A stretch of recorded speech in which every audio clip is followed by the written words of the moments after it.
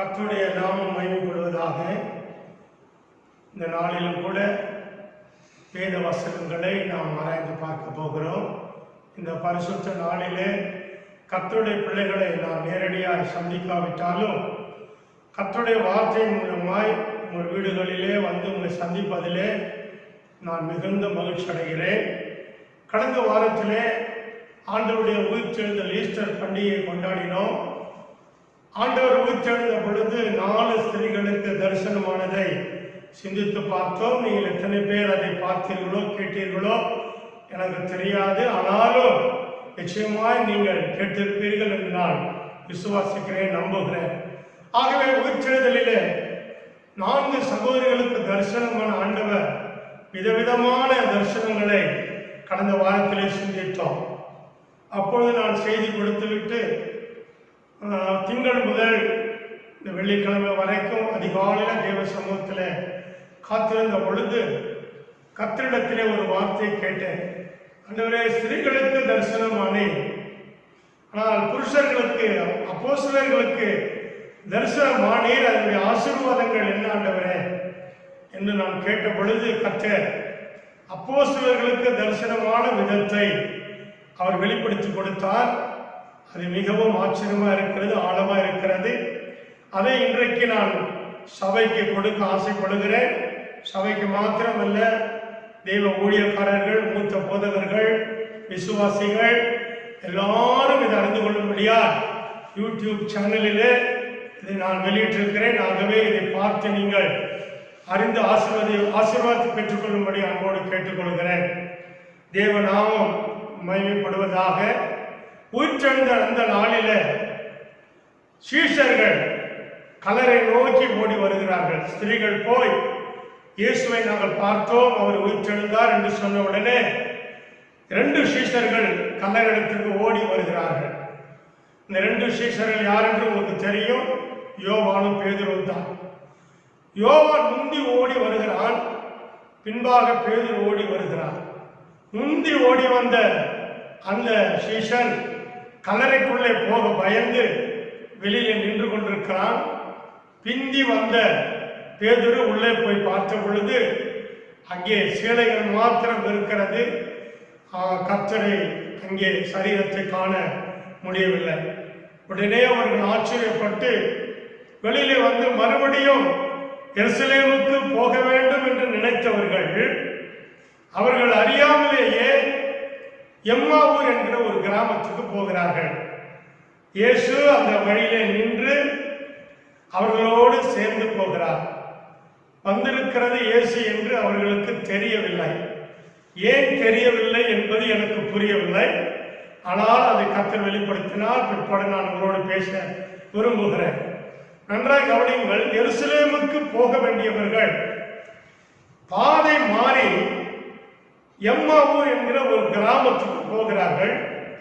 அந்த கிராமத்துக்கு போகிற அந்த ஆரம்பத்திலேயே அவர்கள் இயேசுவின் உயிர்த்தெழுதலை குறித்து பேசிக்கொண்டு போகிறார்கள். பேசுகிற வேளையில் இயேசு கேட்கிறார், எதை குறித்து இப்படி பேசிக்கொண்டிருக்கிறீர்கள் என்று கேட்ட பொழுது, நீர் அந்நியரோ, இது உங்களுக்கு தெரியவில்லையோ?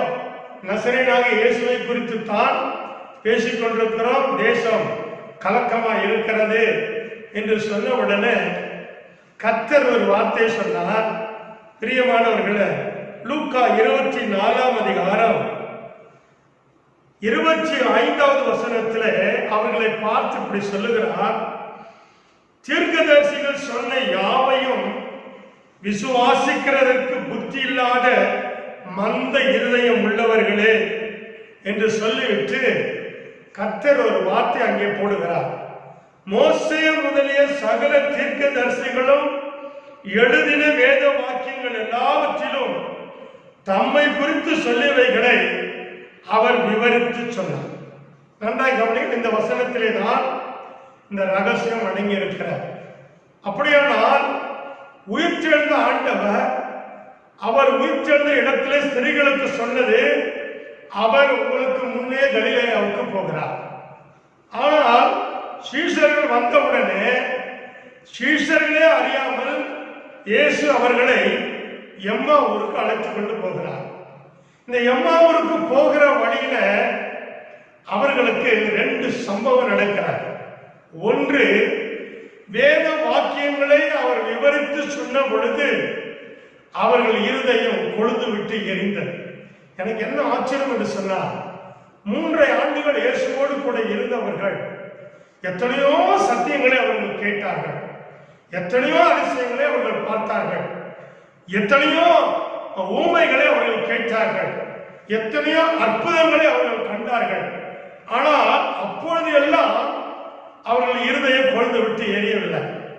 ஆனால் உயிர்த்தெழுந்த பிற்பாடு சம்பந்தமில்லாத ஒரு ஊருக்கு ஆண்டவர் அழைத்து கொண்டு போகும்போது ஒரு வேத வாக்கியங்களை எடுத்து சொன்ன அந்த காலகட்டத்தில் அவர்கள் இருதயம் கொழுந்து விட்டு எரிந்தது. அப்படியானால் என்ன வேத வாக்கியங்களை அவர் வழியிலே பேசியிருப்பார்? இதுவரைக்கும் அவர்களுடைய இருதயம் கொழுந்து விட்டு எரிந்ததே கிடையாது. அப்படியானால் ஏதோ ஒரு விசேஷத்தை ஆண்டவர் அவர்களுடைய வாழ்க்கையில பிரசங்கம் பண்ணி கொண்டு போகிறார். 2வதாக அந்த எம்மாவூரிலே போய் சேர்ந்த பொழுது, பிரியமானவர்களை நன்றாய் கவனிக்க வேண்டாம், ஒரு 7 அல்லது 8 மணிக்கு அவர்கள் அதிகாலையில புறப்பட்டு போயிருப்பார்கள். அது எருசலேமிலிருந்து 7 அல்லது 8 மைல் தூரத்தில் இருக்கிறார். போய் சேர்றதுக்கு ஒரு 4 மணி நேரத்துக்குள்ளே போய்விடலாம், அல்லது ஒரு 5 மணி நேரத்துக்குள்ளே போய்விடலாம். ஆனால் அந்த எம்மாவூர் ஊருக்கு போய் சேரும் பொழுது சாயங்காலம் ஆகிவிட்டது என்று வேதம் சொல்லுகிறார். அப்படியானால் 8 அல்லது 9 மணி நேரம் அவர்கள் நடந்து போய் கொண்டிருக்கிறார்கள். காரணம், ஆண்டவர் விவரித்து சொன்ன வேத வாக்கியங்கள் அவர்களுக்கு நேரம் போனதே தெரியவில்லை. அப்படியே அவர்கள் அந்த வேத வாக்கியங்களை கேட்டுக்கொண்டே போகிறார்கள். ஆகவே நான் கூட விசுவாசிக்கிறேன், ஒரு மனிதன் பேசுவதை விட ஆவியானவர் சபைக்கு பேசினால் நிச்சயமாக கேட்கிற எல்லாருடைய உள்ளமும் கொழுந்து விட்டு எரியும். அப்படி என்று சொன்னால் அவனுடைய வாழ்க்கையில ஒரு பெரிய மாற்றம் உண்டாகும். அதே போல பிரியமானவர்களே, அங்கே போய் சேர்ந்த உடனே அவர் பஸ்காவை ஆசரிக்கிறார். எனக்கு ஒன்றும் புரியவில்லை. அவர் எழுந்த உடனே முதலாவது பஸ்காவை அவர் எருசலேமிலே ஆசரித்திருக்க வேண்டும். ஆனால் அதற்கு பதிலாக அவர் எம்மாவூரிலே உயிர்த்தெழுந்த உடனே முதலாவது பஸ்காவை 2 சீசர்களோட அவர் ஆசரிக்கிறார். அப்படியானால் அங்கே யார் வீடு இருந்திருக்கும், அங்கே எப்படி அப்பம் கிடைச்சிருக்கும், அங்கே எப்படி ரசம் கிடைச்சிருக்கும், எப்படி ஆண்டவர் அங்கே பஸ்காவை புசித்திருப்பார், ஏன் ஆண்டவர் அங்கே பஸ்காவை புசித்தார்? அதை விட அவர் அப்பம் பிட்டு சீசர்களுக்கு கொடுத்த பொழுது அவருடைய கண்கள் திறக்கப்பட்டது. 2 வார்த்தை தான் இன்றைக்கு நான் உங்களோடு பேச விரும்புகிறேன். இந்த செய்தி முடிகிற வேளையில நான் விசுவாசிக்கிறேன், ஆவியானவர் வெளிப்படுத்தி கொடுத்த இந்த வார்த்தை நிமித்தம் இந்த செய்தியை கேட்கிற தேவ பிள்ளைகள் எல்லாருடைய வாழ்க்கையில் நிச்சயமா நான் விசுவாசிக்கிறேன், உங்கள் இருதயம் கொழுந்து விட்டு எரியும். காரணம், அவர் அதிலே அத்தனை ஆசீர்வாதங்களை வைத்திருக்கிறார். ஆகவே பிரியமானவர்களே, இன்றைய செய்தியை கேட்டு நீங்கள் பிடித்து ஜெபித்தால் நிச்சயமாக உங்கள் இருதயம் கொழுந்து விட்டு எரியும். 2வதாக பஸ்காவை புசிப்பது. எத்தனையோ முறை நாமும் பஸ்காவை புசிக்கிறோம், மாதம் மாதம் பஸ்காவை புசிக்கிறோம். இயேசு கூட 3 ஆண்டுகளில சீசர்களோடு பஸ்காவை புசித்திருப்பார். ஆனால் ஆண்டவர் 2 முறை தான் பஸ்காவை புசித்தார் என்று வேதத்தில் எழுதப்பட்டிருக்கிறார். ஆனால் பஸ்கா புசிப்பது இரவு நேரத்திலே தான், அதற்கு பேரே ராபோஜனம் தான். வேதத்தில் கூட எகிப்திலே இரவிலே தான் பஸ்காவை முதல் ஆரம்பித்தார். வனாந்தரத்திலே ஒரு இடத்துல இரவிலே பஸ்காவை ஆசரிக்கிறார்கள். பிற்பாடு யோசுவா எரியோர் பக்கத்தில் இருக்கிற கில்காலிலே பஸ்காவை ஆசரிக்கிறார். அதுவும் சாயங்கால வேளைதான். புதிய ஏற்பாட்டில் கூட ஆண்டவர் பஸ்காவை ஆசரிக்கிறார். அதுவும் பொழுது போன மாலை வேளைதான். பவுலும் கூட பஸ்காவை புசிக்கிறார். அது இரவு நேரத்திலே தான். ஆனால் நாம் தான் பகலிலே பஸ்காவை புசிக்கிறோம். என்னை பொறுத்த வரைக்கும் பஸ்காவை பகலிலே புசிப்பது சரியான ஒரு அனுபவம் இல்லை. எனக்கு அருமையான தேவ சொல்லுங்க. கடந்த வாரத்தில் செய்தியை கொடுத்து விட்டு நான் தேவ சமூகத்தில் காத்திருந்த பொழுது ஆண்டவர் சொன்னார், ஆண்டவரே, இந்த மாதம் நாங்கள் பஸ்காவை புசிக்கவில்லையே, அதுவும் இந்த மாதம் மிக மிக முக்கியமான மாதம். எகிப்திலே வாதை கடந்து போன போது கர்த்தர் சங்கார தூதன் கடந்து போகத்தக்கதாக அவன் ஒவ்வொரு வீட்டு வாசல் நிலை கால்களிலும் உங்களுடைய ரத்தம் தெளிக்கப்பட்டிருந்ததே, அப்படியானால் உங்கள் மாம்சத்தையும் உங்களுடைய ரத்தத்தையும் புசித்தால்தான் வாதைகள் வராதே. இந்த வாதை இருக்கிற இந்த கொரோனா நேரத்தில் பிள்ளைகளுக்கு பஸ்காவை புசிக்க கொடுக்க முடியவில்லை ஆண்டவரே என்று நான் ஜெபித்த போது கர்த்தர் சொன்னார், போன ஞாயிற்றுக்கிழமை கடந்த வாரத்தில் செய்தியை நாங்கள் இன்றைக்கெல்லாம் முடித்துவிட்டு எல்லா குடும்பங்களுக்கும் ஃபோன் செய்து 8லிருந்து 9க்குள்ள வரவழைச்சேன். ஆண்டவருடைய பெரிதான கிருபையினாலே விசுவாசிகள் வந்ததும் தெரியாது, போனதும் தெரியாது. குடும்பம் குடும்பமாய் வந்து எல்லாரும் பஸ்காவை ஆசரித்தார்கள், ஒரு 4 குடும்பத்தை தவிர. பிற்பாடு ஆண்டவர் எனக்கு இந்த செய்தியை கொடுத்தார். இயேசுவும் கூட பஸ்காவை புசித்திருக்கிறார், சீஷர்களுக்கு கொடுத்திருக்கிறார். ஆனால் அப்பொழுதெல்லாம் அவர்கள் கண்கள் திறக்கப்படவில்லை. ஆனால் எம்மாவூர் இடத்துல 2 சீஷர்களோடு ஆண்டவர் பஸ்காவை புசிக்கும் போது அவர் அப்பத்தை புட்டு அவர்கள் கையில கொடுக்கையில அவர்கள் கண்கள் திறக்கப்பட்ட. அப்படியானால் இந்த பஸ்காவிலே ஏன் கண் திறக்கப்பட்டது? கண் திறக்கப்பட்ட அனுபவம் என்ன? வேத வாக்கியங்களை சொல்லும் பொழுது இருதயம் பொழுது விட்டு எரிந்ததின் காரணம் என்ன? அப்படி ஆண்டவர் என்ன வேத வாக்கியங்களை அவர் பேசினார் என்பதை குறித்து தான் நாம் இன்றைக்கு சிந்திக்க போகிறோம். எனக்கு அருமையானவர்களே, இயேசு எம்மாவூர் என்கிற ஒரு இடத்துக்கு போகிறார். அந்த ஊர் வேதத்தில் எங்குமே இல்லை. தேடி தேடி பார்த்தேன், எங்கும் கிடைக்கவில்லை. ஆனால் இந்த உள்ளம் கொழுந்து விட்டு எரிகிற அந்த சம்பவமும் கண் திறக்கப்பட்ட அந்த சம்பவமும் வேதத்தில் ஒரு இடத்துல எழுதியிருக்கிறார். இஸ்ரவேல் ஜனங்கள் வனாந்திரத்தில் நடத்தி கொண்டு வருகிற வேளையில கடைசியாக வந்து இறங்குகிற இடம் அவன் மோவாபின் சமவெளி ஆகிய அந்த யோர்தான் அருகில் இருக்கிற அர்னோன் நதி ஓரத்திலே வந்து தங்குகிறார்கள். அங்கே ஒரு சம்பவம் நடக்கிறது. இந்த வேத பகுதியை நாம் வாசித்தால் கர்த்தர் ஒரு உதாரணம் சொல்லுகிறார். மோசேயினுடைய வாக்கியங்களை ஆகமத்திலே நீங்கள் வாசிக்கவில்லையா? அப்படியானால் மோசேயின் ஆகமம் மிக மிக முக்கியமான ஆகமம். யாத்திராகமும், எண்ணாகமும், லேவியராகமும், உபாகமும். இந்த ஆகமத்தில் மிக முக்கியமான ஆகமம் யாத்திராகமும், எண்ணாகமும். அப்படியானால் நான் இந்த எண்ணாக புஸ்தகத்துக்கு போனேன். அங்கே ஒரு சம்பவம் இருக்கிறார். அங்கே கண் திறக்கப்பட்டவன் சொல்லுகிறார். எண்ணாகமும் 22ஆம் அதிகாரம் 31வது வசனத்தை வாசித்தால் கண் திறக்கப்பட்டவன் சொல்லுகிறார். 24ஆம் அதிகாரம் 3வது வசனத்தை வாசித்தால் கண் திறக்கப்பட்டவன் சொல்லுகிறார். 24ஆம் அதிகாரம் 15வது வசனத்தை வாசித்தால் கண் திறக்கப்பட்டவன் சொல்லுகிறான். அப்படியானால் இந்த இடத்திலே நடந்த சம்பவத்தை இயேசு சீஷர்களுக்கு விளக்கி சொல்லுகிறார். அப்படியானால் அவர் என்ன சொல்லி இருப்பார் என்பதை குறித்து உங்களோடு நான் பேச விரும்புகிறேன். அன்றைக்கு உள்ளம் கொழுந்து விட்டு எரிந்தது போல இன்றைக்கு ஆண்டவருடைய சமூகத்திலே பலிபீடத்தில் நின்று நான் பேசுகிறேன். நான் பேசுகிறது என் வார்த்தை அல்ல, ஜீவனுள்ள தேவனுடைய வார்த்தை. இதை கேட்கிற உங்கள் வாழ்க்கையில நிச்சயமாய் ஒரு மாற்றம் உண்டாகும். நிச்சயமாய் உங்களுடைய ஆவிக்குரிய கண்கள் திறக்கப்படும். இங்கே பார்க்கிறோம் பிரியமானவர்களே, அங்கே மீதியான் தேசத்து ராஜாவாகிய பாலாக் என்பவன் இஸ்ரவேல் ஜனங்களை சபிக்கும்படியால் பீலேயாமை அழைத்து அனுப்புகிறார். இதுதான் எம்மாவூர் இருக்கிற இடம்.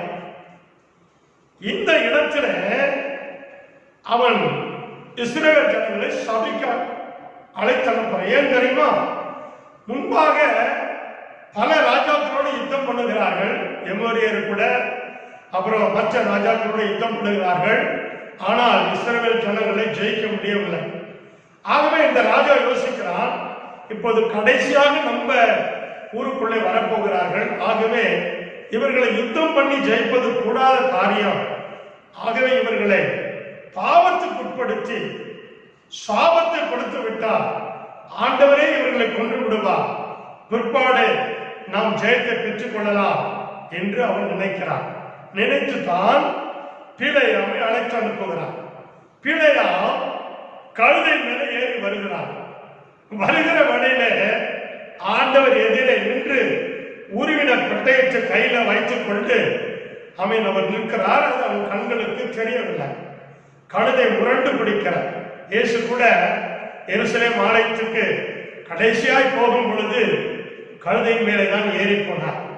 எனக்கு அருமையானவர்களே, இந்த கழுதையிலே பிழையாம் ஏறி வருகிற வேளையில கர்த்தர் நின்று அந்த கழுதையை அவன் தாறுமாறு ஆக்கினபடினால் அவன் கோபம் மூண்டவனாய் கழுதையை பார்த்து திட்டுகிறான். அப்பொழுது கழுதை சொல்லுகிறார், நீ என் மேல் ஏறுகிறவன் அல்லவா? நான் உன்னை ஏற்றுக்கொண்டு போகிற கழுதை அல்லவா? இதுவரைக்கும் நான் முரண்டு பிடித்திருக்கிறேனா? ஆனால் இப்பொழுது முரண்டு பிடிக்க காரணம் என்ன என்று சொன்னால், முன்னாடி உருவின பட்டயத்தோடு நிற்கிறதை பிழையாமல் கண்கள் திறந்து பார்க்கிறான். பார்த்த உடனே பயந்து போய் ஆண்டவரத்தில் கேட்கிறான், ஆண்டவரே நான் என்ன செய்ய வேண்டும்? போலாமா? வேண்டாம், போ.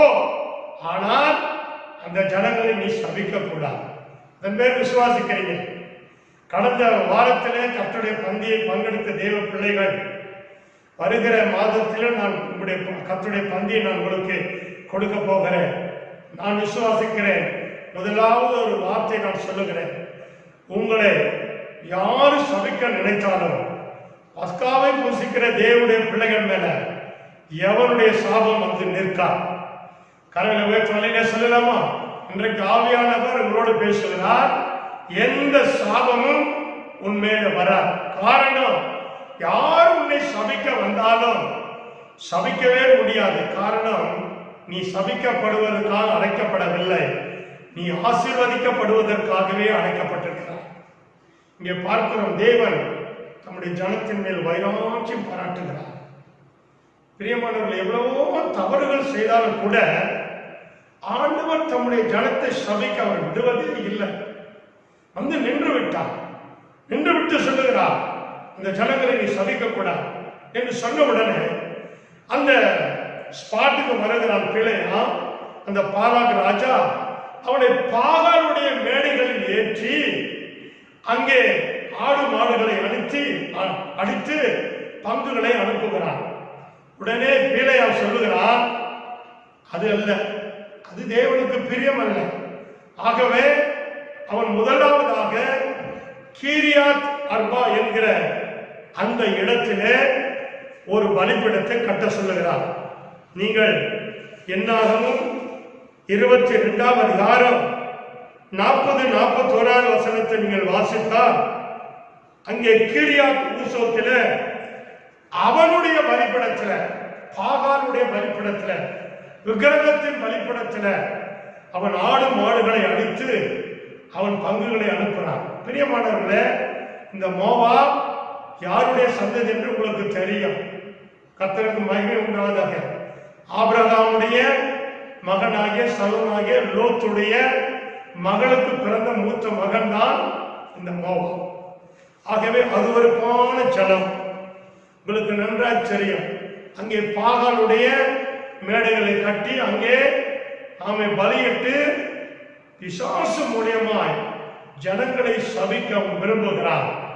ஆனால் கர்த்தர் தம்முடைய ஜனத்துக்காக நின்றபடினால ஆமே அவன் சபிக்க முடியவில்லை. ஆகவே அவன் சொல்லுகிறான், இங்கே ஒரு பலிபீடத்தை கட்டு.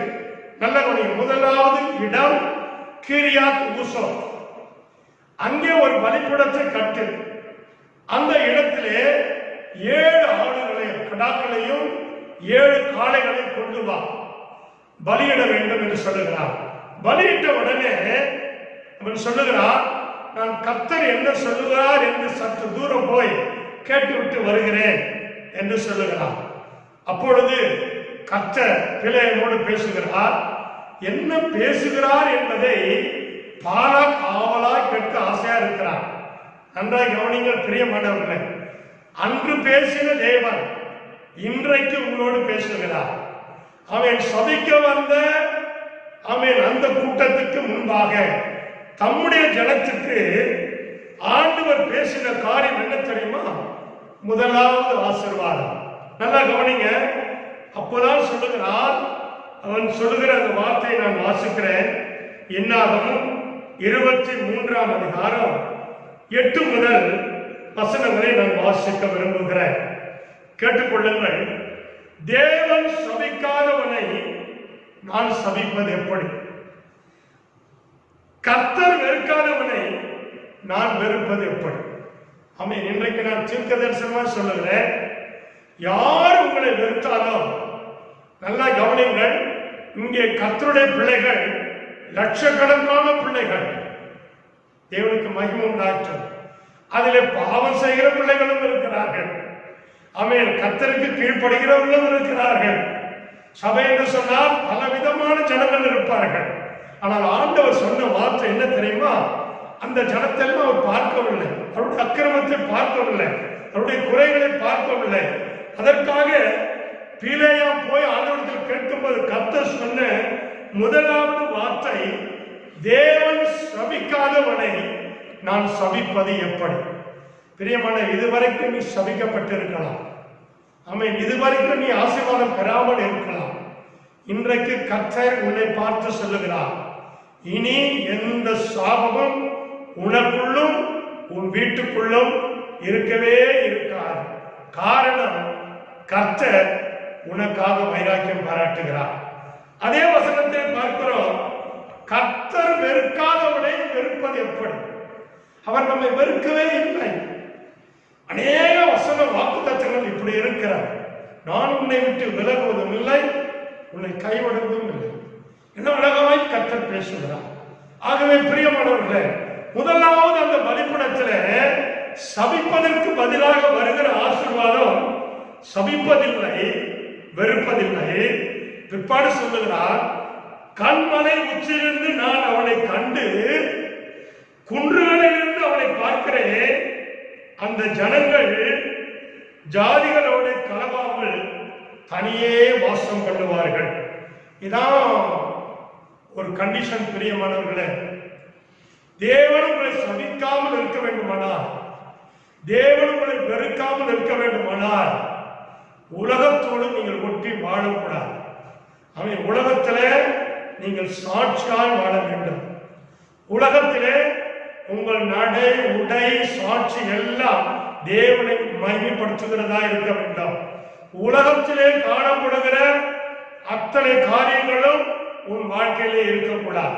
அதனால்தான் மீகா 7 வாசிக்கிறார், என் ஜனங்கள் அதிசயத்தை காண வேண்டுமானால் அங்கே எழுதப்பட்டிருக்கிற தனித்து வனவாசமாக இருக்கிற உடைய ஜனத்தை கோலினால் மேய்த்து என்று சொல்லப்படுகிறார். ஆமென். எகிப்திலிருந்து நடத்தி கொண்டு வந்தது போல உங்களுடைய அதிசயங்களை காணப்படுங்க என்று சொல்லுகிறார். தனித்து வாசம் பண்ணுகிற ஒரு அனுபவம். அப்படி என்று சொன்னால் உலகத்தோடு நீங்கள் வாழக்கூடாது, ஆண்டவரோடு எப்பொழுதும் வாழ வேண்டும். அப்படி வாழும் பொழுது முதலாவது கர்த்தர் அவனுக்கு கொடுக்கிற ஆசீர்வாதம், என் ஜனத்தை நான் சபிப்பதில்லை, என் ஜனத்தை நான் வெறுப்பதில்லை என்று கர்த்தர் அங்கே வாக்கு கொடுக்கிறார். உடனே பிலேயாமுக்கு கோபம் வருகிறது. என்ன செய்து இந்த ஜனங்களை சபிக்கும்படியா உன்னை அழைச்சேன், நீ இந்த ஜனங்களை ஆசீர்வதிக்கிறேன். சரி வா, பாளையத்தின் கடைசியிலே உன்னை கொண்டு போய் காண்பிக்கிறேன் என்று சொல்லுகிறார். என்று சொன்னால் கடைசியில இருக்கிற ஜனங்கள் தான் ஆமென் பாவம் செய்கிற ஜனங்களா இருப்பார்கள். அவர்கள் முந்தைய ஆண்டவரிடத்தில் வரமாட்டார்கள். ஆகவே சாத்தான் பாருங்க எப்படி நினைக்கிறான், கடைசியில இருக்கிற அந்த ஜனங்களை உனக்கு காண்பிக்கிறேன் என்று சொல்லுகிறார்.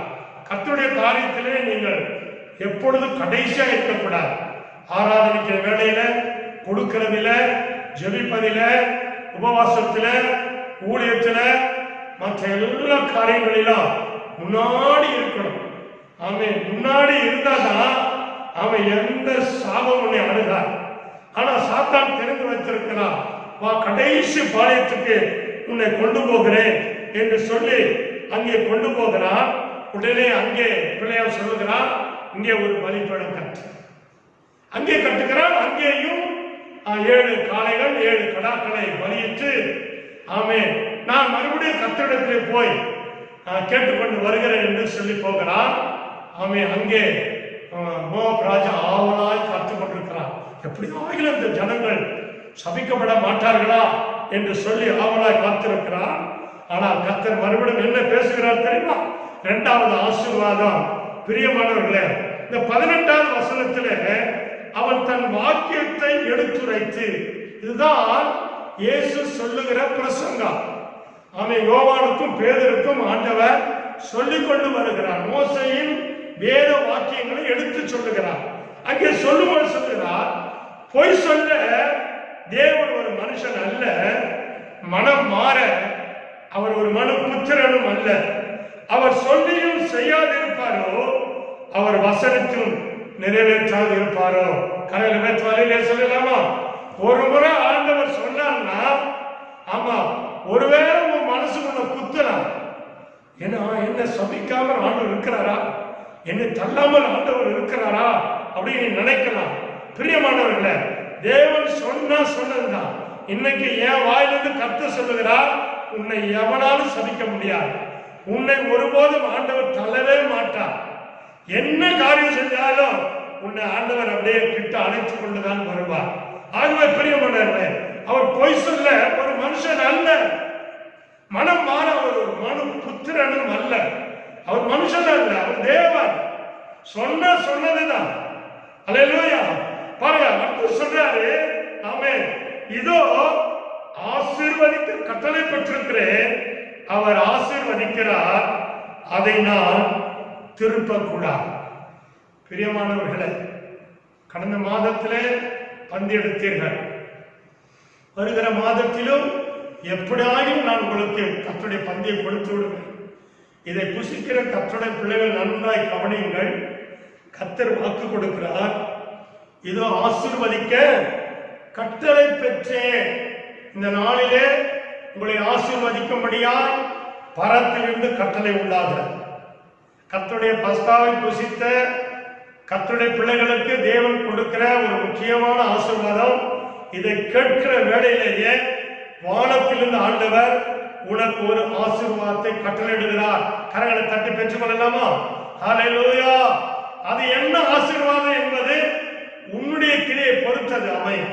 ஆனால் நிச்சயமாக தேவன் ஆசீர்வதிக்க போகிறார். இதெல்லாம் கேட்கும் பொழுதுதான் அவர்கள் உள்ளம் கொழுந்து விட்டு எரிகிறார். உங்க உள்ளமும் கொழுந்து விட்டு எரியும். தேவன் இந்த வார்த்தைகளை உங்கள் வாழ்க்கையில நிறைவேற்றும் பொழுது நான் விசுவாசிக்கிறேன், நிச்சயமாய் அவருடைய வேத வாக்கியங்கள் உன் வாழ்க்கையில கொழுந்து விட்டு எரிகிற ஒரு வாழ்க்கையா அது மாற்றும். பிரியமானவர்களே, இங்க பார்க்கிறோம், இதோ ஆசீர்வதிக்க கட்டளை பெற்றிருக்கிறேன், நான் கட்டளை பெற்றிருக்கிறேன், அவர் ஆசீர்வதிக்கிறார். கர்த்தருடைய பிள்ளைகள் நல்லா கவனிக்கணும். இந்த காலம் எப்படிப்பட்ட காலம், எந்த காலத்துல எந்த செய்தி ஆண்டவர் கொடுக்கிறார் பாருங்க. ஆமென். எதுவுமே கிடைக்காத காலத்துல ஆண்டவர் சொல்லுகிறார், இதுவோ நீ கட்டளை பெற்றிருக்கிற ஆசீர்வாதத்திற்காக நான் ஆசீர்வதிக்கிறேன். எப்பவுமே தேவ பிள்ளைகள் ஒன்று நினைக்கணும், பாஸ்டர் என்ன ஆசீர்வதிக்க மாட்டாரா, அந்த பணக்காரன் என்ன ஆசீர்வதிக்க மாட்டானா, நான் நம்புற அந்த மனுஷன் என்ன ஆசீர்வதிக்க மாட்டானா, இப்படி நீ நினைச்சுக்கிட்டே இருந்தீங்கன்னா கடைசி வரைக்கும் இப்படிதான் வாழ்வ. வேத வசனத்துக்கு கீழ்ப்படிந்தால், இன்றைக்கு இந்த வார்த்தையை அப்படியே நீ உட்கொள்வாயானால், நீ காலத்தின் சூழ்நிலையை பார்க்காத. இது ஒருவேளை பஞ்ச காலமா இருக்கலாம், இது ஒருவேளை ஒன்று கிடைக்காத காலமா இருக்கலாம். ஆனால் ஆண்டவர் சொல்லுகிறார், இன்றைக்கு நீ ஆசீர்வாதத்தை பெற்றுக்கொள்ள பரத்திலிருந்து தேவன் உனக்கு ஒரு கட்டளை கொடுக்கிறார். அவர் ஆசீர்வதிக்கிறார். அவர் ஆசீர்வாதத்தான் பலத்த ஆசீர்வாதத்தை காண முடியும். கர்த்தர் ஆபிரகாமை ஆசீர்வதித்தார். முடிவு என்ன தெரியுமா? எலியாசர் சொல்லுகிறார், என் எஜமானை கர்த்தர் ஆசீர்வதித்திருக்கிறார், அவர் சீமானாய் இருக்கிறார். ஆமா, கர்த்தர் ஆசீர்வாதத்துல சீமானா இருப்போம். அல்லேலூயா. ஆகவே நான் விசுவாசிக்கிறேன், இனி சபைக்கு தரித்திரம் இருக்காது.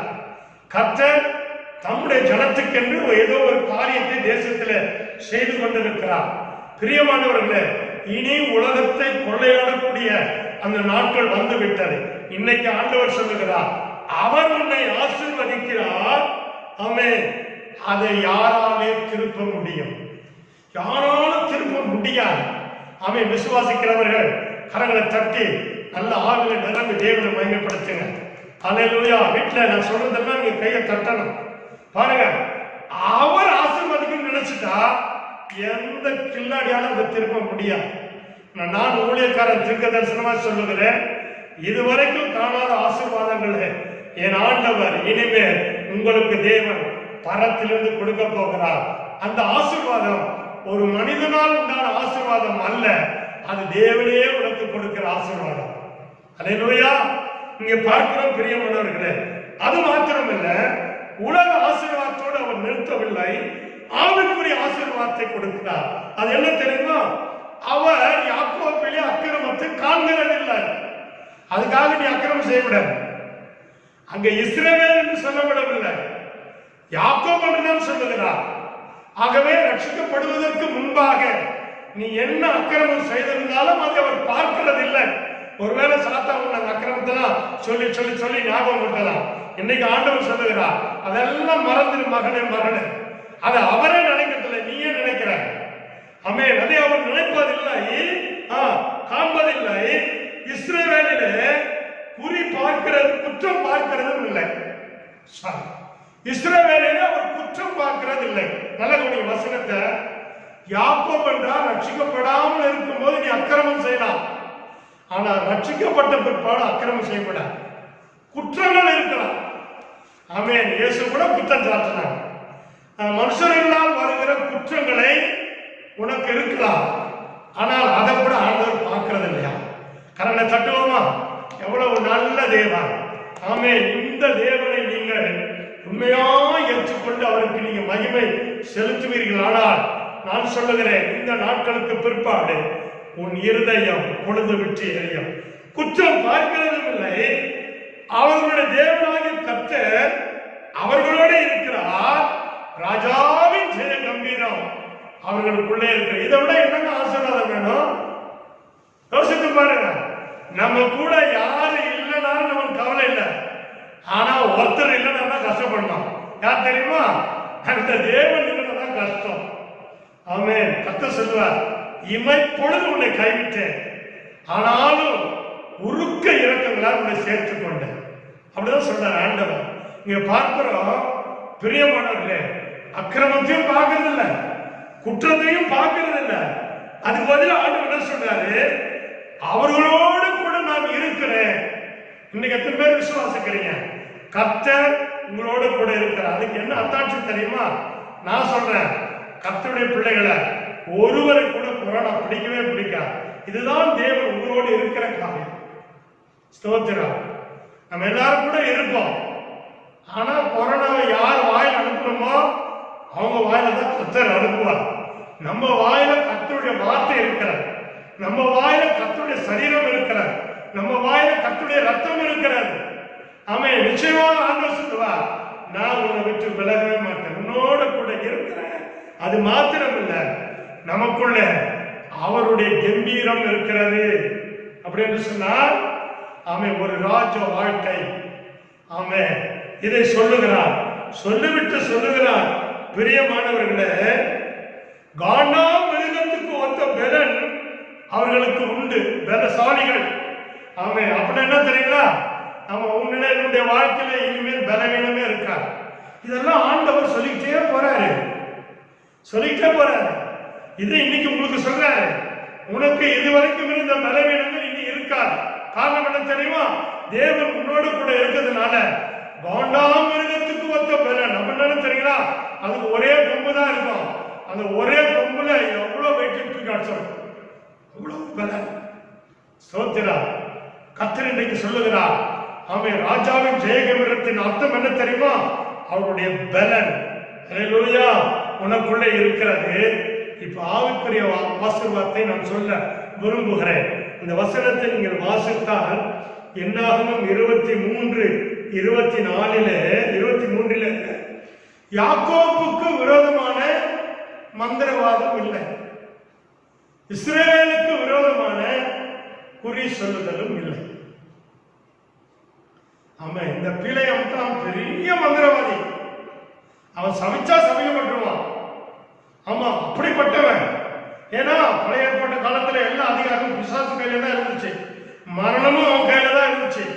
அதனால்தான் சாமுவேலை கல்லிருந்து எழுப்பி கொண்டு வரான். நல்லா கவனிங்க, கர்த்தருக்கு மகிமை. அப்படியே வல்லமை நிறைந்த பிசாசு நாட்களில கர்த்தர் தன்னுடைய ஜனத்துக்கு ஒரு வாக்கை கொடுக்கிறார். அடிக்கடி நாம சொல்லுவோம், என்ன சொல்லுவோம் தெரியுமா? யாக்கோபுக்கு விரோதமான மந்திரவாதம் இல்லை. இந்த யாக்கோபு இஸ்ரவேல் என்றது நீங்க சிந்திக்கணும். எனக்கு டைம் இல்லை, நான் வேகமா போக விரும்புகிறேன். யாக்கோபுக்கு விரோதமான மந்திரமே கிடையாது. அப்படின்னா யாக்கோபின் சந்ததிக்கு எந்த மந்திரமும் கிரிய செய்யாது. இஸ்ரவேலுக்கு விரோதமான குறி சொல்லுதலும் இல்லை. ஸ்தோத்திரம்.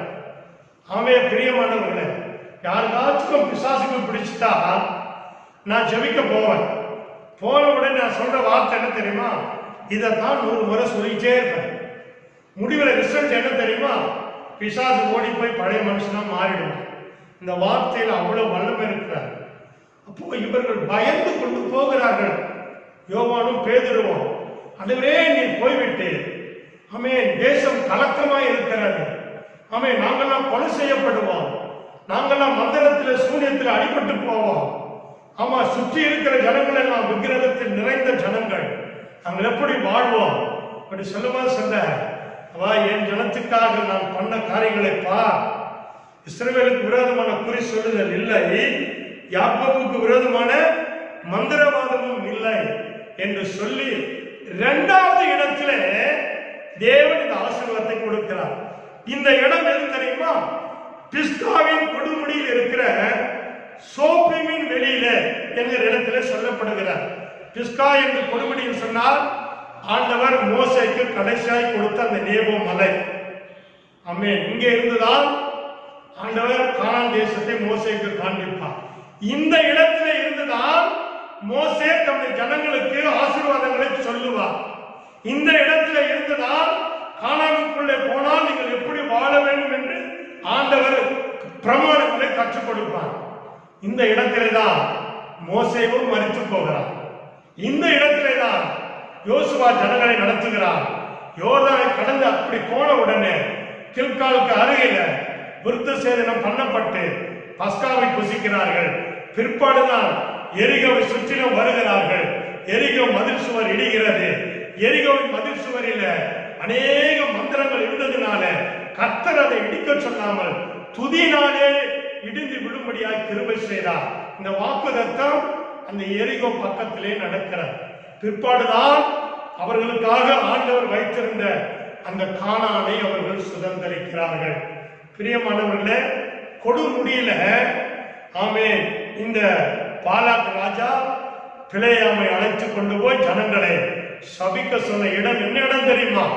ஆமே, மோசே ஜனங்களை ஆசீர்வதித்த இடம் சொல்லுகிறார். ஆமே, பேதுருக்கும் யோவானுக்கும் சொல்லி இந்த ஆசீர்வாதங்கள் எல்லாம் விவரித்து சொல்லுகிறார். ஆகவே நேரம் போறதே தெரியல. நீங்க கூட இந்த செய்தி கேட்கும் பொழுது போர் அடிக்குதுன்னு 5 நிமிஷம் பார்த்து ஆஃப் பண்ணிடாதீங்க. ஆமா, முழு ஆசீர்வாதம் வேணும்னா இதை ஃபுல்லத்தையும் கேட்டு முழங்கால் பண்ணிட்டு ஜெபிக்கணும். ஆமே, இந்த ஆசீர்வாதங்களை எனக்கு தாங்க ஆண்டவரே. இன்று முதல் என் வாழ்க்கை ஆசீர்வதிக்கப்படட்டும். இன்று முதல் எனக்கு பிடித்திருக்கிற பயம் விலகட்டும். இன்று முதல் நீர் என்னோடு இருக்கிறதை ஊர்ஜிதப்படுத்தும் என்று சொல்லி நீங்கள் ஜெபித்தால் வேத வாக்கியங்கள் உங்கள் உள்ளத்திலே கிரியை செய்து அவைகள் கொழுந்து விட்டு எரியும். பிரியமானவர்களே, இப்பொழுது அவன் மிகுந்த கோபம் கொண்டு அவன் பிழையாமை திட்டுகிறான். நீ ஒன்னும் ஆசீர்வதிக்கவும் வேண்டாம், ஒன்னும் சபிக்கவும் வேண்டாம் அப்படின்னு சொல்லிட்டு அவன் கோபப்பட்டு 3வது ஒரு இடத்துக்கு கூட்டு போகிறான். பிரியமானவர்களே, அந்த இடத்திலே தான் அவன் கண்கள் திறக்கப்படுகிறார். வாசிக்கலாமா? ஏன் அவர்கள் கண்கள் திறக்கப்படுகிறது சொன்னா, அந்த இடம் என்னாகும் 23ஆம் அதிகாரம் 28வது வசனத்திலே இருக்கிறார். அவனை எஷிமோனுக்கு எதிரே இருக்கிற பேயோரின் கொடுமுடிக்கு அழைத்துக் கொண்டு போனான். எல்லாம் மலைக்குதான், எல்லாம் அந்த 3 ஸ்பாட்டும் மலைதான். இன்னைக்கு பிசாசு மலையில தான் உட்காந்துக்கிறேன் பாருங்க, மலைக்கு தான் கொண்டு போறான். கர்த்தருக்கு மகிமை. சாத்தா கூட இயேசுவ உயர்ந்த மலையில கொண்டு போய், ஆமா நீ என்ன சாஸ்தாகமா பணிந்து கொண்டால் இந்த தேசம் முழுவதும் நான் உனக்கு கொடுக்குறேன்னு சொல்றான். எவ்வளவு திமிரு பாருங்க. அதே போல கொடுமுடிக்கு அழைத்து கொண்டு போ. இப்போ 3ஆவதா சொல்லுகிறான். அப்போ இந்த இடத்துல ஜனங்களை சபிக்கிறேன்னு சொல்றான். ஆனா பிள்ளைய என்ன செஞ்சா தெரியுமா? 2 முறை நான் கர்த்தரிடத்திலே போய் விசாரித்துட்டு வருகிறேன் என்று சொன்னவன் 3ஆவது முறை அவனுக்கு சொல்லுகிறான், இந்த இடத்துல ஒரு பலிபீடத்தை கட்டு, இங்கேயும் 7 காளைகளை கொண்டு வா, இங்கேயும் 7 ஆட்டுக்கடாக்களை கொண்டு வா. 7 என்று சொன்னால் 7 நாள் பஸ்கா. நன்றாய் புரிந்து கொள்ள வேண்டும். கர்த்தர் பஸ்காவை புசிக்க 7 நாள் ஆண்டவர் தன்னுடைய ஜனத்துக்கு பிரமாணத்தை கொடுத்திருந்தார். 7 நாள் பஸ்காவை புசிக்க வேண்டாம். ஆகவே சொன்ன உடனே அந்த இடத்துல பலிபீடம் கட்டப்படுகிறது. யோசித்து பாருங்க, உடனே பலிபீடம் கட்டப்படுகிறது, உடனே காளை வருகிறார், உடனே ஆட்டு கடாக்கள் வருகிறார். அவன் வெட்டுகிறதுக்கு ஆள் ரெடியா இருக்கிறார்கள். பலி செலுத்துகிறார். செலுத்த உடனே மறுபடியும் நான் கர்த்தரிடத்திலே போய் விசாரிச்சுட்டு வருகிறேன் என்று சொல்லவில்லை. பலி செலுத்தின உடனே ஏன் தெரியுமா? மோசே தன்னுடைய ஜனங்களை நின்று ஆசீர்வதித்த இடம். எனக்கு அருமையானவர்களே, சொன்ன உடனே ஆவியானவர் அவன் மேல இறங்கிட்டார். ஸ்தோத்திரம். இந்த என்னாகமம் 24ஆம் அதிகாரம் 2ஆம் வசனத்துல நீங்க பாத்தீங்கன்னா தேவ ஆவி அவன் மேல் வந்தது. இதுவரைக்கும் என்ன? தேவ ஆவியில தான் சொல்றான். ஆனா இப்போ அவன் கர்த்தர்கிட்ட போல, கர்த்தர் சொன்னதை சொன்னான். இப்ப அவன் மேலே பரிசுத்த ஆவியானவர் இறங்கிட்டார். இறங்கின உடனே அவன் கண் திறக்கப்படுகிறார். முதலாவது கழுதையில வரும் பொழுது அவன் கண் திறக்கப்படுகிறார். 2ஆவதாக அவன் கர்த்தரோடு பேசும் பொழுது அவன் கண் திறக்கப்படுகிறார். 3ஆவது இடத்திலே வந்து நிற்கும் பொழுது தேவ ஆவி அவனுக்குள்ளே வந்ததுனால அவன் சொல்லுகிறான், கண் திறக்கப்பட்டவன் சொல்லுகிறதாவது. இப்போ டைரக்டா ஆவியானவர் உள்ள வந்ததுனால அப்படியே வாயில சரளமா வார்த்தை வருது. 2 பலிபீடத்திலும் கர்த்தர் சொன்ன வார்த்தை சொன்னா, இப்போ அவன் கர்த்தரிடத்துல போல அவனுக்குள்ளவே தேவ ஆவி வந்ததுனால சரளமாய் கர்த்தருடைய வார்த்தை உண்டாகிறார். இதை கேட்டுக்கொண்டிருக்கிற கர்த்தருடைய பிள்ளைகள் ஊழியர்கள் நல்ல கவனிங்க. இப்போது நான் சொல்லுகிற வார்த்தை தேவ ஆவியில நிரம்பி சொல்லுகிறேன். கர்த்தர் என்ன சொல்லுகிறார் தெரியுமா? இஸ்ரவேலை ஆசீர்வதிப்பதே கர்த்தருக்கு பிரியம். கர்த்தருக்கு பிரியம். ஆமென். நான் விசுவாசிக்கிறேன். கர்த்தருடைய ஆசீர்வாதம் உலகத்திலே சபை மக்களுக்கு இறங்கி விட்டார். இதுவரைக்கும் காணாத ஆசீர்வாதங்களை நாம் காண போகிறோம். அது நிமித்தம் நம் உள்ளம் கொழுந்து விட்டு எரிய போகிறார். அது நிமித்தம் நம்முடைய ஆவிக்குரிய கண்கள் திறக்கப்பட போகிறார். இனி நீ பெற்றுக்கொள்ள போகிற ஆசீர்வாதங்கள் எல்லாம் கர்த்தர் கொடுத்தார், கர்த்தர் கொடுத்தார், கர்த்தர் கொடுத்தார் என்று சொல்லத்தக்கதான ஆசீர்வாதங்களை தேவன் கொடுக்க போகிறார். இஸ்ரவேலை ஆசீர்வதிப்பது கர்த்தருக்கு பிரியம் சொல்லிவிட்டு தேவ ஆவி அவன் மேல் வந்ததுனால கண் திறக்கப்பட்டவன் சொல்லுகிறான். என்ன சொல்லுகிறான் தெரியுமா? யாக்கோபே உன் கூடாரங்களும் இஸ்ரவேலே உன் வாசஸ்தலங்களும் எவ்வளவு அழகானவைகள். ஆமென். பிரியமானவர்களே, உன் கூடாரம் இனி ஆசீர்வாதமா இருக்கும். கடங்காலம் வரமாட்டான், வாதம் வராது, வியாதி வராது. ஆமென். கர்த்தர் சொல்லுகிறார், இதெல்லாம் கொடுக்கிற ஆசீர்வாதம். ஆமென். யாக்கோபே உன் கூடாரங்களும் சொல்லுகிறார். ஹல்லேலூயா. ஆமென். இஸ்ரவேலே உன் வாசஸ்தலங்களும் எவ்வளவு அழகு. எப்படிங்க திடீர்னு இவ்வளவு அழகாச்சு? காரணம் என்ன தெரியுமா? இஸ்ரவேலை ஆசீர்வதிப்பதை அவருக்கு பிரியம். நான் விசுவாசிக்கிறேன், எல்லா ஜனங்களையும் கர்த்தர் நிச்சயமாக அவருடைய ஆசீர்வாதத்தினாலே நிரப்ப போகிறார். தேவனுக்கு மகிமை உண்டாகட்டும். 2வது சொல்லுகிறான், அவைகள் பரவி போகிற ஆறுகளைப் போலவும். அப்படின்னா அவன் ஆசீர்வாதம் உன்னோட நிற்காது. ஒரு ஆறு ஓடிச்சுன்னா எப்படி இருக்கும்? அது போற இடத்துல எல்லாம் செழிப்பா இருக்கும். அதுதான் விசுவாசிக்கிறீங்க. இனிமேல் நீ எங்க போறியோ அங்கெல்லாம் உன் ஆசீர்வாதம் அவங்களை பிடித்துக் கொண்டே போகும். உன் நிமித்தம் எல்லாரும் ஆசீர்வதிக்கப்பட போகிறாங்க. எல்லாரும் நீ எங்கெல்லாம் போறியோ, இந்த ஆறு எங்கெல்லாம் ஓடுதோ அங்கெல்லாம் தேவன் ஆசீர்வாதத்தை கொடுக்கிறார். ஆறுகளை போடவோ, நதி ஓரத்தில் உள்ள தோட்டங்களை போடவோ. ஆமா, நதி ஓரத்தில் இருக்கிற தோட்டம்னா காஞ்சி சுருங்கி போய் இறக்கும். இப்போ உங்க முகம் சுருங்கி இருக்கலாம். ஆமே, இனி வர நாட்களில ஆமே உங்க முகம் கலகலப்பாய் மகிழ்ச்சியாய் இருக்க போகிற. அதான் சொல்லுகிறார், தோட்டங்களை போலவும் கர்த்தர் நாட்டில சந்தன மரங்களை போலவும். சந்தன மரத்தை அவர்கள் கிளி இடிச்சா அப்படி வாசனை அடிக்கும். சந்தன மரத்தின் வாசனை வேண்டாம் ஒருவனும் சொல்ல மாட்டான், எல்லாரும் விரும்புவான் இல்லையா? சில பணக்கார வீட்டுகள்லாம் சந்தன மரத்திலேயே வாசகால் வச்சிருப்பாங்க, சந்தன மரத்திலேயே கட்டில் செஞ்சிருப்பாங்க, சந்தன மரத்திலேயே ஆமே என்ன சேர செஞ்சிருப்பாங்க. வீடு வாசனையா இருக்கும். ஆமே, அப்படின்னா தேவனுக்கு முன்பாக நீ வாசனை உள்ளவர் ஜனமாய் கர்த்தர் மாற்ற போகிறார். அது மாத்திரமல்ல, தண்ணீர் அருகே உள்ள கேது விருட்சங்களை போலவும் நீ இருப்பா என்று சொல்லிவிட்டு கர்த்தர் தேவனுக்கு மகிமை உண்டாகட்டும் பல ஆசீர்வாதங்களை அங்கே சொல்லுகிறார். இதைத்தான் ஆண்டவர் விவரித்து சொல்லிக் கொண்டு போகிறார். இந்த விவரித்து சொன்ன உடனே அவர்கள் போகிற எம்மா ஊர் வந்து விட்டார். எம்மா ஊர் எங்க இருக்கிறது நான் மறுபடியும் சொல்லுகிறேன். மோவாப் தேசத்தில் உள்ள அந்த பெத்பேருக்கு பக்கத்திலே இருக்கிறது. ஆமே, பிலேயாம் கட்டின அந்த பலிபீடம், அதாவது அந்த ராஜா கட்டின பலிபீடம் தான் அங்கே இருக்கிறது. அங்கே யார் இருந்தார்களோ தெரியவில்லை. ஆனால் கர்த்தர் அங்கே ஆட்களை ஆயத்தப்படுத்தி வைத்திருக்கிறார். நான் யோசித்தேன், ஏசப்பா எதை செஞ்சாலும் விஷயம் இல்லாமல் இருக்கார். உயிர் தெழுந்த உடனே அவர் நேசிக்கிற தேசத்துக்கு போகாமல், எருசலேமுக்கு போகாமல், எழுந்த உடனே முக்கியமான சீஷர்களை அழைத்துக் கொண்டு அவர் இந்த எம்மாவூர் சீஷருக்கு இடத்துக்கு போனதற்கு என்ன காரணம் இருந்திருக்கும் என்று நான் தேவ சமூகத்தில் அதிகமாய் காத்திருக்கும் பொழுது, இதையெல்லாம் சொல்லும் பொழுது உண்மையாகவே சொல்லுகிறேன், யோவான் பேதுருவை காட்டிலும் என் உள்ளம் பொழுது விட்டு இருந்தது. நான் விசுவாசிக்கிறேன், எனக்குள்ளே இருக்கிற அந்த ஆசீர்வாதம் இதை கேட்கிற உங்களுக்குள்ளும் அது நிச்சயமாய் பொழுது விட்டு எரியும். இந்த ஆசீர்வாதத்தை காணும் பொழுது நமக்கு எவ்வளவு சந்தோஷமா இருக்கும்.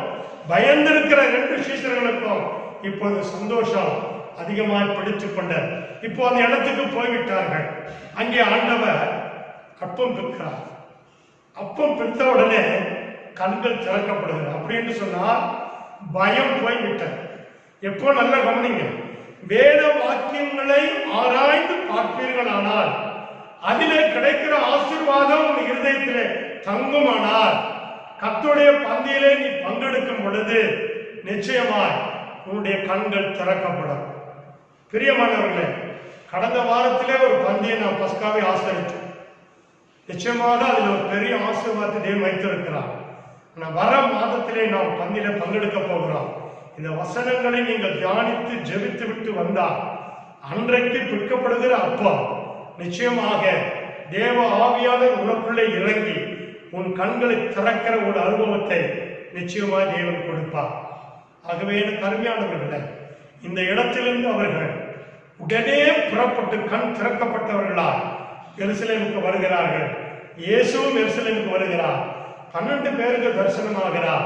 அங்கே சொல்லுகிறார், மெய்யாகவே ஆண்டவர் உயிர்த்தெழுந்து சீமோனுக்கு தரிசனமானார் என்று சொல்லுகிறார். காரணம், சீமோன் தான் சபைக்கு தலைவர்.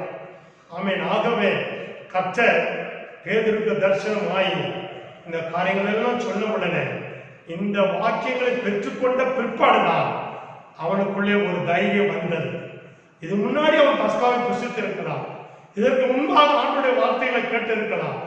ஆனால் கண் திறக்கப்பட்ட பிற்பாடு அவனுக்குள்ளே இருந்த பயம், இயேசுவை மறுதளித்த பயம், இயேசுவை விட்டு பின்வாங்கின பயம் இந்த 7 பேருக்கும் இருந்தாலும் கூட இப்பொழுது இந்த வாக்கியத்தின் நிமித்தம் அவன் கண்கள் திறக்கப்பட்டு தேவ ஆவியை பெற்று அவன் சபையை நடத்தினபடியால் கர்த்தர் இந்த வேத வாக்கியங்களை அவனுக்கு எடுத்துரைத்து அவனை ஆசீர்வதித்தார்.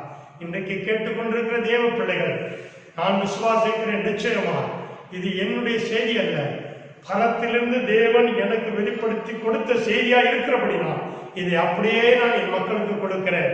எது கிரியை செய்கிறதோ இல்லையோ, தேவ வார்த்தை நிச்சயமாய் உங்கள் உள்ளத்திலே கொழுந்து விட்டு எரிய செய்து, அடுத்த மாதம் நாம் பிற்க போகிற அப்பத்திலே தேவ ஆவியால் உனக்குள்ளே இறங்கி கண் திறக்கப்பட்டு இத்தனை ஆசீர்வாதங்களை நீ பெற்று பூமியிலே வாழ்வாய் என்று ஆவியானவர் உனக்கு வாக்கு கொடுக்கிறார்.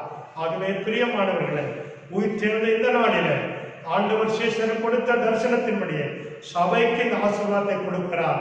இதை பெற்று இந்த தேசத்திலே நாம் வாழ்வோம், தேவ ஆசீர்வாதத்தோடு நாம் காணப்படுவோம்.